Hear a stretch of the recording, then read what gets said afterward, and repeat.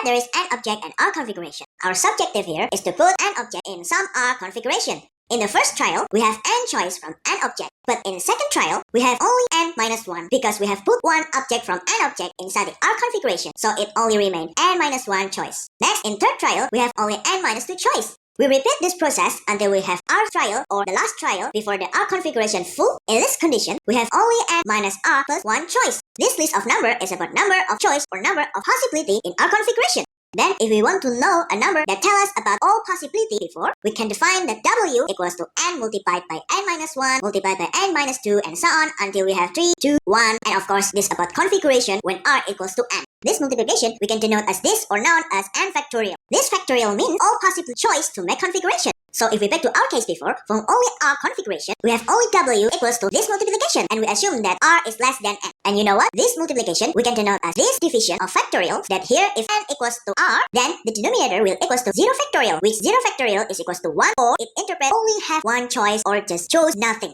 Anyway, this W we know as permutation.